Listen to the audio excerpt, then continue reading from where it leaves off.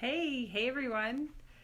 So I'm gonna just get into it today about what if and it's a holiday season, so we come home to visit family and friends. I'm actually not doing that this year, but most of us have had that experience where we go home and then and we're around our family, and then we start acting like we're 10 years old again, or all those feelings come up anyway of being 10 years old again. And so I wanted to pose the question. I'm actually experiencing this in my own home. What if, you're expanding? Like, I feel myself expanding. I'm taking care of myself so much more. I have really nurturing routines in my life. I'm practicing gratitude in a massive way. I'm seeing more of myself be more loving, more kind. I'm interacting with people more. I'm and I tend to be demonstrative too. So if I'm back and forth, I apologize.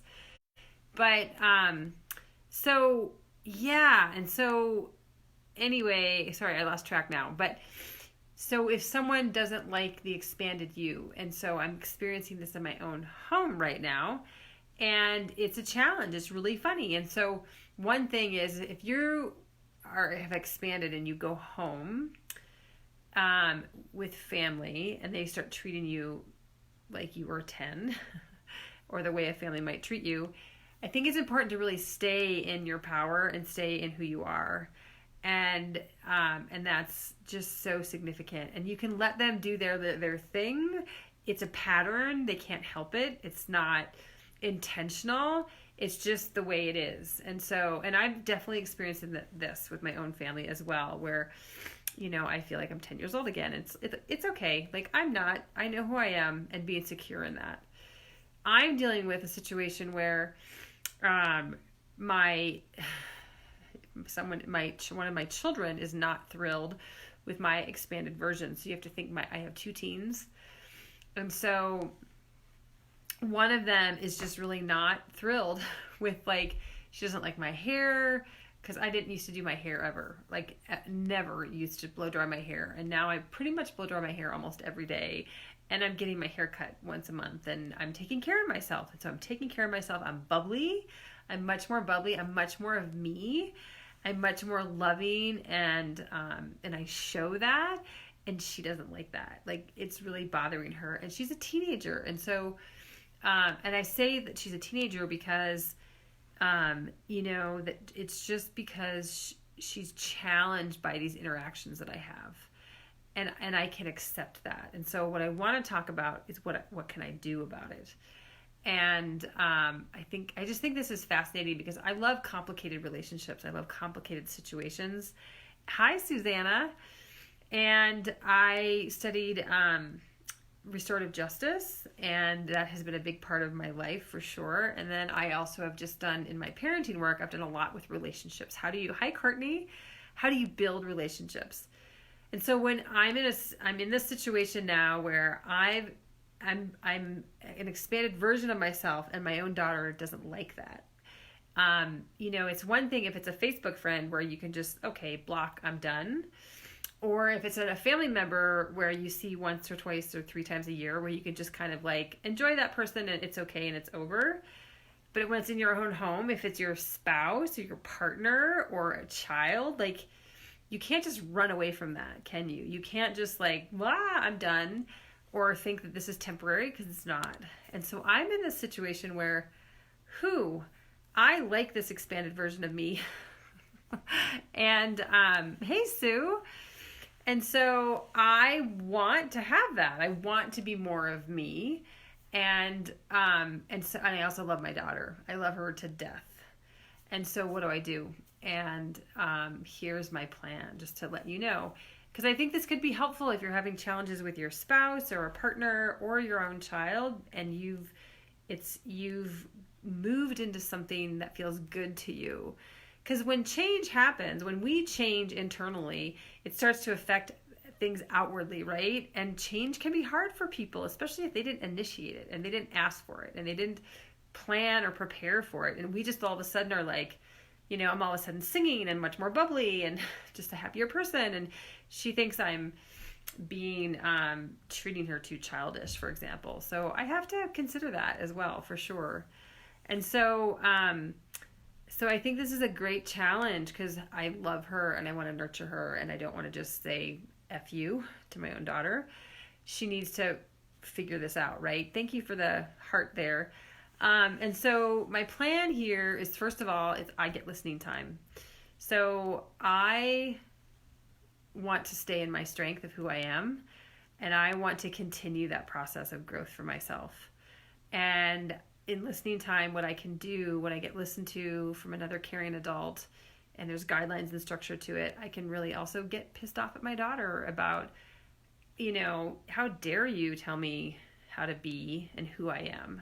And actually that opens up a whole slew of feelings from my own childhood, right? When I was younger and I was told what to do and who to be, like that was common and natural thing when I was a child.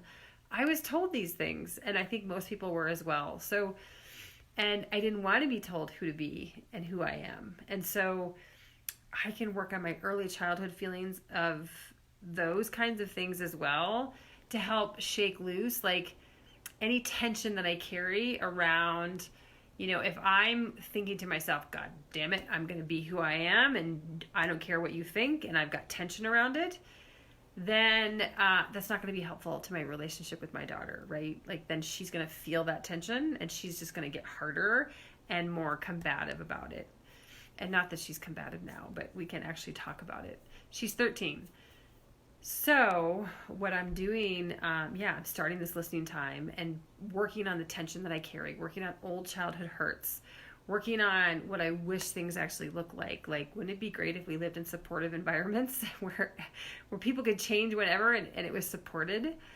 And that's just not happening right now. So, and that's okay.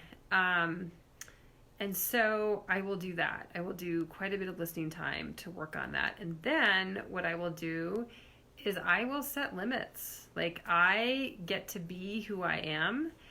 That's hard for her, right? Like she, I will also say that I just spent 4 years in grad school as a single parent, raising 2 children. One has special needs.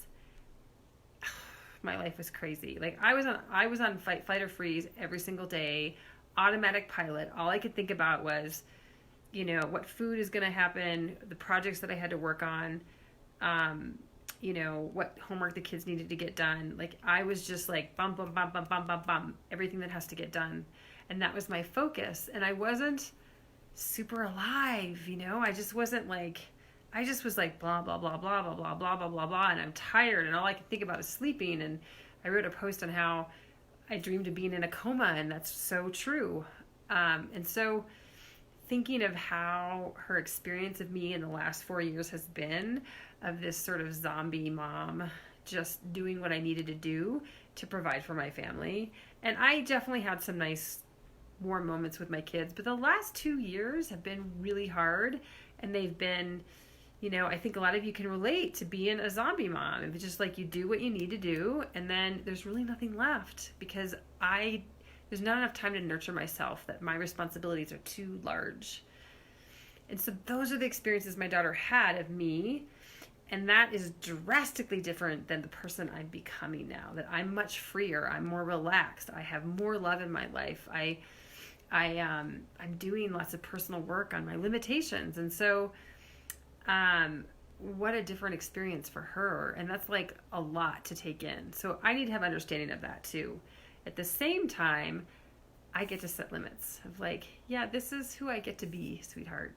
And that I can do that in a loving way and let her have feelings about it. So, and I expect her to have some pretty big feelings. My daughter is a very bright girl, and I expect her to have huge feelings about me changing. And it's going to be wild and loud probably, and I can listen to that. When I get listened to, I can support her emotional process so that she can move into, if I'm relaxed when I listen to her, she can move through it to be able to accept this new version of me.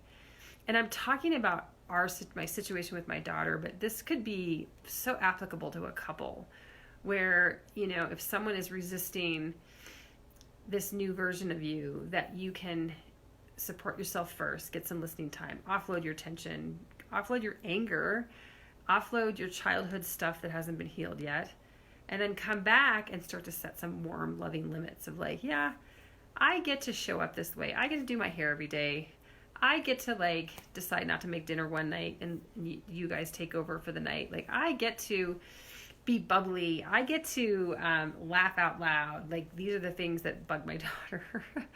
And so I get to say these things to her with warmth. And so I just wanted to share that because I think it's a common problem that people have, especially when there's changes that happen in the family. So like there's new passages that happen. So kids become teenagers and you find yourself having more time, or you're an empty nester and all of a sudden you've got this time and you're like, one person starts to work on themselves and the other person doesn't. And then you have this, massive disequilibrium, and there needs to be a way to figure out how to get through that. And this is one way to do it that I totally rely on. I have 100% confidence in, and I'm so looking forward to it. And maybe I'll give you a update in, a month or two to see how we're doing. But it's such a great challenge to have where, I get to see my daughter. Sorry, we have so much snow outside. I get to see my daughter work through her challenges. I get to see my daughter come into something new herself. Like my expansion will support her expansion. Right now it's not. It's like this. But if I can do this, my expansion will support her expansion. And that's what I'm so excited about. And it takes time. And it's a beautiful process. And you can certainly ask for more information about listening partnerships. Peace, if I can find some for you. And let me know if you have other ideas. Like, this isn't a complicated challenge. Hi, Liz. Just about ready to sign off.